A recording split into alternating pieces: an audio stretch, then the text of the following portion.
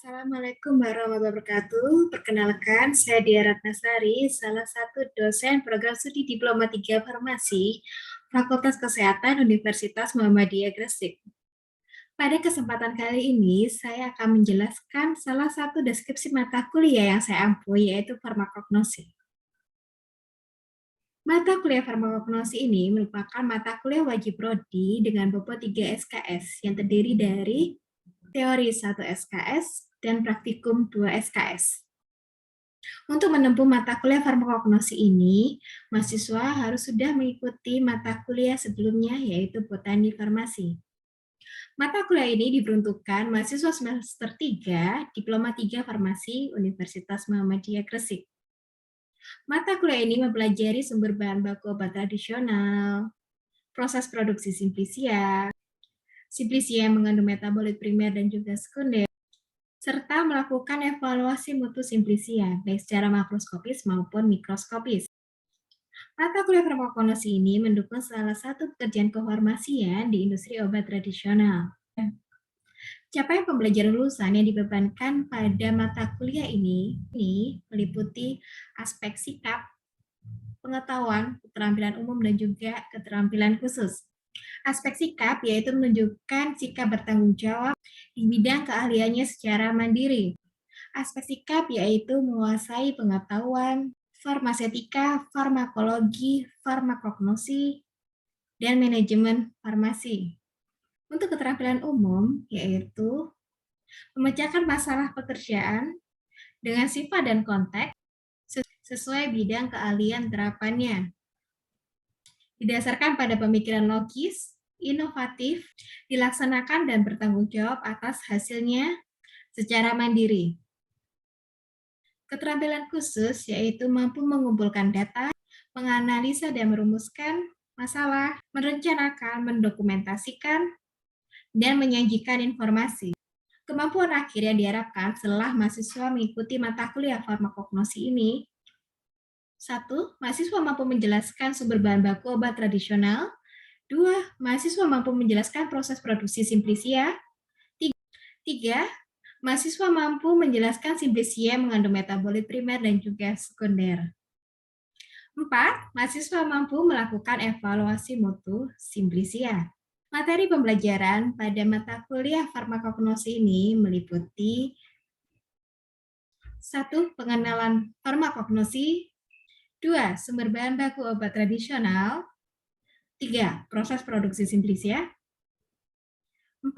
Kemurnian dan kontrol kualitas simplisia. 5. Simplisia mengandung metabolit primer dan juga sekunder. 6. Melakukan evaluasi mutu simplisia baik secara makroskopis maupun mikroskopis.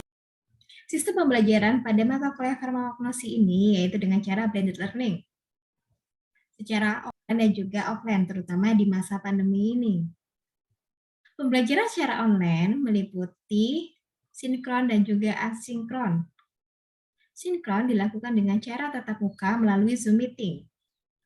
Pembelajaran asinkron dilakukan dengan cara melalui laman Spada UMG. Meliputi video pembelajaran, materi, forum diskusi, dan juga tes tulis. Pembelajaran offline dilakukan dengan cara praktikum di Laboratorium Farmasi Universitas Muhammadiyah Gresik. Metode pembelajaran yang saya gunakan pada mata kuliah farmakognosi ini meliputi ceramah, diskusi, problem solving, presentasi, demonstrasi, dan juga praktik. Sistem penilaian pada mata kuliah farmakognosi ini meliputi aspek pengetahuan, sikap, dan juga keterampilan. Aspek pengetahuan dinilai dengan cara tes tulis, yaitu benar salah, pilihan ganda, dan juga esai. Selain itu, juga dilakukan tes lisan dengan cara wawancara, serta dilakukan juga penugasan dengan cara presentasi. Aspek sikap dinilai dengan cara observasi, sedangkan aspek keterampilan dinilai dengan cara unjuk kinerja pada saat mahasiswa praktikum, evaluasi mutu simplisia secara makroskopis dan juga mikroskopis di Laboratorium Farmasi Universitas Muhammadiyah Gresik. Bobot penilaian antara teori dan juga praktikum yaitu 40 dibanding 60. Demikian penjelasan deskripsi mata kuliah farmakognosi di program studi diploma 3 farmasi Universitas Muhammadiyah Gresik. Terima kasih. Wassalamualaikum warahmatullahi wabarakatuh. Ini adalah praktikum. Dan kemarin minggu lalu kita belajar mikroskop, gitu ya, belajar mikroskop. Kemudian saya tekankan adalah tentang apa? Mikroskop cahaya, ya, tentang mikroskop cahaya. Oke, kita tebak-tebakan dulu ya, seperti tadi teori. Lensa yang dekat dengan benda apa namanya? Lensa objektif, Bu. Lensa objektif yang dekat dengan mata? Lensa okuler. Lensa okuler. Oke. Pertemuan kali ini kita akan belajar tentang tentang farmakognosi amilum dan folium. Oke, untuk materi detail amilum kalian akan belajar nanti di materi teori yang karbohidrat. Tetapi di sini kita hanya belajar tentang ciri makroskopis, mikroskopis, organoleptis, itu aja ya. Itu batasannya. Batasannya cuma 3, praktikum farmakognosi. Ya. Yaitu organoleptis, makroskopis, dan uji mikroskopis. Ada kalanya juga makroskopis kayak gitu ya. Oke. Nah, ini apa aja sih yang akan kita lihat? Nah, ini kita masih bicara gambaran umum ya. Kalau organoleptis, warna, bau, rasa yang akan kita uji. Ya. Kalau uji makroskopis, tentang tekstur, ukuran atau bentuk. Kalau uji mikroskopis, ya saya cuma tulis fragmen khususnya saja. Ya, kenapa? Masing-masing itu berbeda-beda. Misal kalau kita misalnya menguji daun gitu, fragmen khususnya mungkin rambut penutup, epidermis, nah kayak gitu. Kan nggak mungkin saya masukkan di sini. Kita akan bahas detail nanti sesuai dengan simplisia apa itu, ya. Oke, kemudian apa sih yang kita lakukan? Ya, dari hasil uji itu nanti ya. Jadi saya ulangi, ketika kalian praktikum farmakognosi, mindset kalian adalah nantinya bekerja sebagai QC atau quality control di bagian bahan baku industri obat tradisional ya. Jadi di setting itu ketika belajar farmakognosi, settingannya adalah kalian belajar sebagai quality control di gudang bahan baku obat tradisional ya. Jadi nah, ketika kita bicara QC, namanya quality control gitu ya. Quality control fungsinya adalah untuk mengontrol kualitas ya. Apalagi kalau di gudang bahan baku, berarti mengontrol kualitas bahan baku yang datang ke pabrik kita ya. Anggap aja pabrik kita ya. Oke. Nah, ada bahan datang. Diminta sama apoteker, tolong ini diuji kemurniannya ya. Tolong diuji kemurniannya. Keywordnya adalah kemurnian. Nah, ketika kalian disuruh itu organoleptis, makroskopis, mikroskopis, ya, bisa juga ditambah dengan proyeksi warna, tetapi tidak kita bahas di farmakognosi karena memang bukan batasannya, ya. Oke. Jadi ini adalah untuk menentukan kemurnian dari suatu bahan baku. Nah, caranya bagaimana? Setelah kita dapat sampel, ya, sampel bahan baku, entah itu dalam bentuk daun, entah itu dalam bentuk rimpang, entah bentuk amilum atau patih, kita bandingkan dengan referensi bakunya. Referensi baku. Referensi baku bisa Materia Medica Indonesia, bisa Farmakope Herbal Indonesia, bisa Farmakope Indonesia, ya. Kalau Materia Medica baku itu bentuknya Materia Medica Indonesia. Nah, kita mulai dengan simplisia yang mengandung amilum atau simplisia amilum. Ya, di sini batasannya bisa simplisia amilum atau simplisia yang mengandung amilum kayak gitu ya. Oke. Ini capaian pembelajarannya. Mengetahui ciri makroskopis, mikroskopis, organoleptis, dan mengidentifikasi fragmen pengenal. Kenapa kok istilahnya fragmen pengenal? Ya, karena masing-masing punya ciri khusus dan ciri umum. Ya, masing-masing simplisia punya ciri khusus dan ciri umum. Maksudnya bagaimana, Bu? Kalau ciri umum misalnya ya, daun. Ciri umumnya pasti ada epidermis, ya, ada epidermis. Atau mungkin ada jaringan palisade kayak gitu. Bentuknya bersama semua ya. Bentuknya bersama semua. Bingung dong, definisi singkat gitu ya. Amilum adalah bla bla bla. Kegunaannya adalah bisa sebagai pengisi kapsul dan lain sebagainya. Ya. Oke. Ini contoh amilum ya. Ini yang nanti akan kita pelajari praktikumnya. Beras. Ada pati beras, singkong, kentang, jagung, gandum gitu ya. Nah, reaksinya apa? Reaksinya ada air atau aqueous. Nah, apa aja sih yang dilihat? Nih, kalau amilum ya, makroskopis, mikroskopis. Jadi saya sampaikan ada kalanya organoleptis berwarna rasa bisa masuk ke makroskopis gitu ya. Ini yang diamati. Kalau simplisia atau bahan baku yang datang adalah dalam bentuk amilum. Ya, warna, tekstur, rasa, bau, kayak gitu ya. Mikroskopisnya apa yang dilihat? Yang dilihat ini bentuknya gimana sih? Bentuk mikroskopisnya, bentuknya poligonal kah, bundar kah, lonjong kah? Kemudian komposisi granul, bentuknya satu-satu atau banyak atau bagaimana? Ukurannya berapa gitu ya? Posisi hilusnya bagaimana? Jelas atau enggak? Letaknya di mana? Di tengahkah atau di pinggirkah gitu? Bentuk hilusnya bagaimana? Bentuknya titikkah atau rekahankah? Ini berbeda ternyata dari pati-pati ini ya. Oke. Lamelanya bagaimana? Lamela itu kayak garis-garisnya. Garis-garisnya jelaskah? Membuat preparatnya. Jadi yang tersedia nanti adalah kayak bentuk patinya atau bentuk tepungnya ya yang sudah tersedia ya. Ini kalian kalau amilum cukup kalian teteskan aja dengan air ya.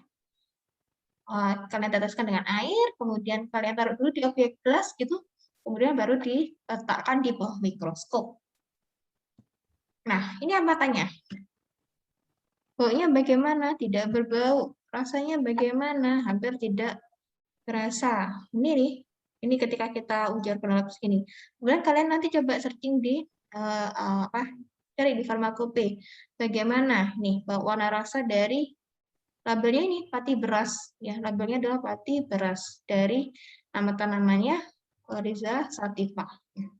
Kalau misalnya ternyata ada referensi nih Farmakope Indonesia, misal edisi 4 gitu ya, halaman sekian ya.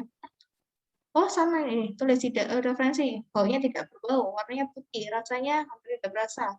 Oke, kalau misalnya sesuai, tulis centang gitu ya.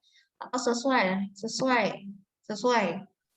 Nah, kalau misalnya, ternyata, misal nih ya, misal nih, baunya khas gitu ya, berarti dengan tidak sesuai, tulis saja TS atau tidak sesuai ya. Tetapi kalau misalnya ini benar nih, tidak berbau, putih, kemudian tidak berasa, sesuai semua, ya udah, centang, kayak gitu ya. Itu masih organoleptis. Kemudian, organoleptis susah nih, bedakan. Warnanya putih, tidak berbau, tidak berasa. Nah, kita lihat secara uji mikroskopis ya. Secara uji mikroskopis. Nah, ketika kita amati seperti ini ya. Nah, apa ya ciri spesifiknya bagaimana ini? Ini saya sudah tulis ya. Nah, ciri spesifiknya bagaimana? Nah, kalian lihat nih. Tadi apa yang diminta dari amatan mikroskopis ya, nih ya. Bentuk, komposisi, ukuran, posisi hilum, bentuk hilum, sifat lamela. Oke, kita bahas satu-satu. Oke, dari ukurannya, dari komposisinya bagaimana? Tunggal atau majemuk?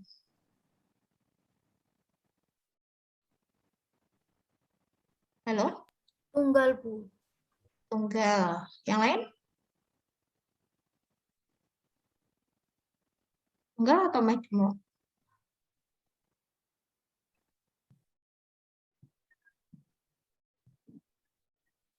Tunggal atau majemuk? Ternyata ketika kita amati nih bawah mikroskop, ada yang tunggal. Ya, ini yang saya kursor ya. Ada yang majemuk. Ya. Nih. Ya. Ini kalau perbesaran kecil nih ya. Ada yang tunggal sendiri-sendiri gini, ada yang majemuk ya. Oke. Nah, oh berarti benar nih. Oh, ciri spesifiknya harus kita cari ini. Oh, komposisi granul tunggal atau majemuk ya. Oke. Kemudian bentuknya bagaimana? Bentuknya itu dia bentuknya segi banyak atau poligonal ya. Lihat ini kan ya nggak bundar-bundar sekali ya, yang nggak lonjong-lonjong sekali ya. Bentuknya poligonal ya. Ukuran 5 mikrometer. Nah, susah ini Bu. Ya wes nggak usah. Kemudian terdapat hilum ya. Hilum itu berupa titik, letaknya di tengah ya. Tapi umumnya juga tidak mempunyai hilum ya. Karena nggak punya ya, dia ini bentuknya kayak kosong gitu ya, nggak ada titiknya atau nggak ada bentuk rekahannya. Kemudian tidak ada lamela. Kalau lamela itu garis-garis ya. Bu ngomong apa sih? Ya nanti deh. Ntar saya ambil yang kentang nggak ya? Kentang? Ada nggak ya? Oke. Itu ya. Oke, saya coba kasih contoh lagi. Oh, jagung sebentar. Amilumide. Ini berarti apa? Amilum apa? Amilumide Film jagung, Bu. Tepung jagung. pati jagung. Ya, tepung jagung atau pati jagung ya. Sama singkong. Sama singkong. Oke. Nampak ya? Sedikit memberikan narasi ya. Jadi mindsetnya kalian bekerja sebagai QC di gudang bahan baku untuk mengecek pemurnian ya dari bahan baku tersebut. Nah, sebagai contoh ini misal nih ya. Sebagai contoh kalian bekerja di pabrik apa ini? Chandra Nusantara Jawa, bagian gudang bahan baku sebagai QC-nya. Tolong dicekkan bahan baku Nusaplek ya, yang amilum. Nah, yang amilum maidis. Siapa gitu ya? Siap. Kemudian yang kalian lakukan ya tadi nyiapkan dulu secara referensi ya, siapkan dulu secara referensi amilomidis itu seperti apa, baik itu makroskopis maupun mikroskopisnya. Kemudian kalian bandingkan dengan hasil ujinya bagaimana. Kemudian kalian tulis sesuai atau tidak sesuai. Kayak gitu ya. Oh, ternyata ada ya produknya amilomidis, oh bisa jadi produk seperti ini ya. Kemudian pada laman sepada ya, nanti saya tulis tugas kelompok Simplicia mengandung amilum dan Simplicia folium. Bu, videonya harus kreatif atau gimana? Ya, monggo. Ya, yang penting harus mengandung produk, mengandung makroskopis sama mengandung mikroskopis. Baik itu amilum maupun folium. Ada yang mau ditanyakan?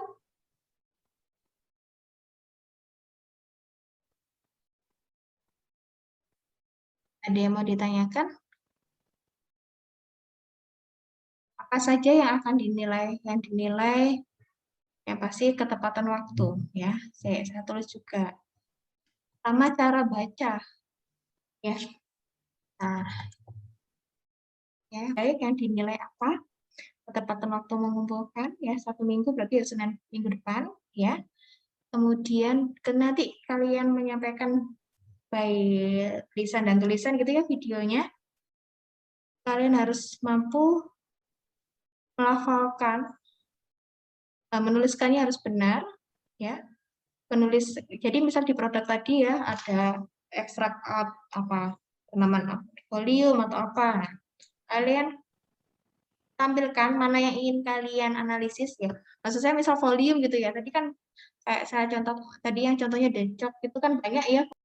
Untuk contoh dari Nah, jadi teman-teman strateginya lihat keywordnya, obat batuk gitu ya.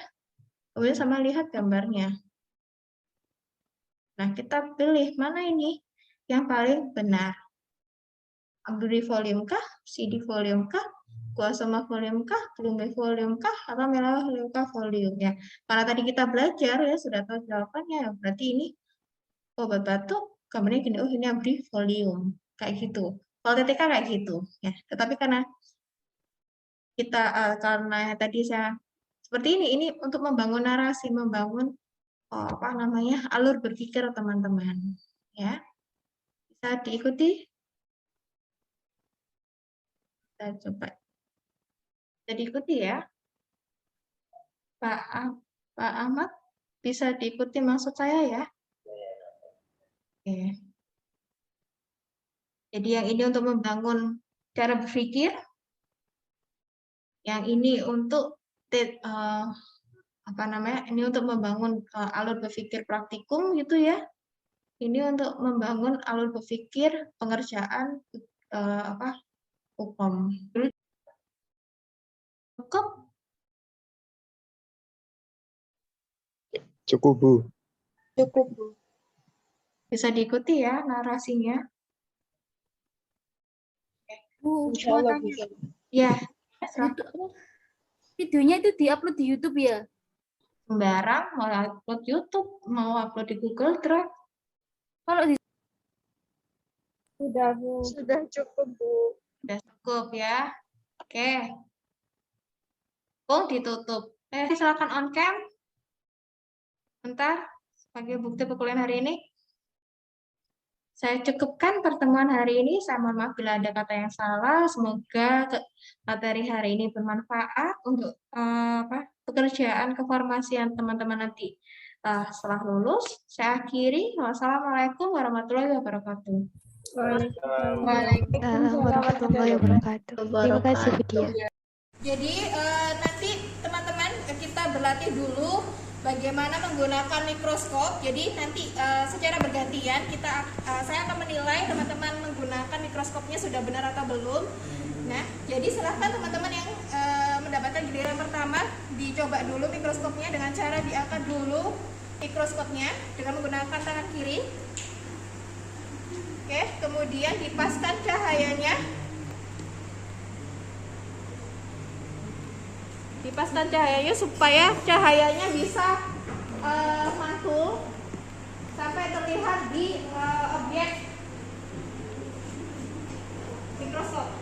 Akan ambil objek gelas terlebih dahulu. Ambil objek gelas, kemudian ambil beberapa simplisia yang ada di masing-masing bukan kalian. Serbuknya ditetesi sama sedikit aquades, kemudian nanti ditaruh di meja preparat. Silakan ditetesi sama aquades.